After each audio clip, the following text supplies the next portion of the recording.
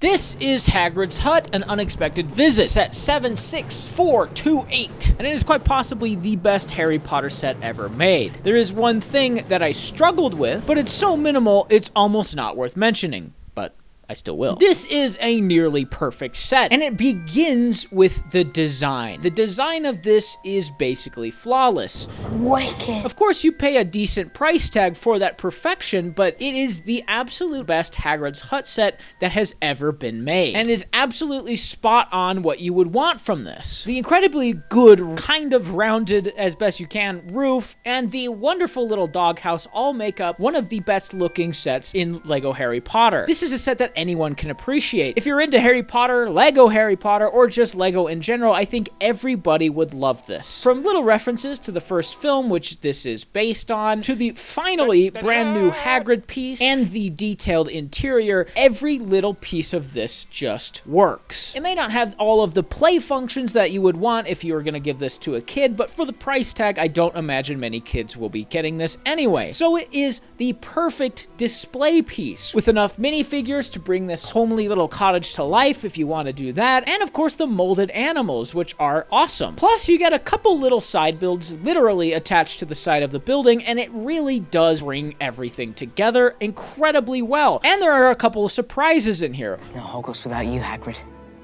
One especially that I love was the lack of stickers. LEGO Harry Potter is notorious for having sticker sheets on top of sticker sheets. Look at the Hogwarts Castle set if you want any indication of what these sets are usually like. But here, there's hardly any. In fact, I believe there was only 4 or 5, just to add some detail to some side panels like these little keys. And honestly, I'm okay with that. Some stickers here and there aren't necessarily a bad thing, especially for a set priced at $75. I can't expect many children to be building this, so the occasional sticker is welcome. And it's even more welcome that there are so few, and that so much of the design is brick built. It's incredibly satisfying to watch come together. The doghouse is more complex than I thought it would be with that roof, and the actual Hagrid's house roof is one of the most interesting and well-designed features on this entire thing. You can easily put it on and take it off, and the house actually opens up, revealing the interior. Putting this all together was such a joy, and the actual experience of building it rivals pretty much anything I've done. I really can't say enough good things about building this. There's not even that many exposed studs, save for the roof, which you really can't do much with. But the exterior walls are mostly tiled off with protruding 1x2 pieces, and the chimney even has its little smoke piece. It's just an incredibly well-designed build overall. Which brings me finally to the one thing I struggled with a little bit while building it. Oh dear, we are in trouble. And that is the roof.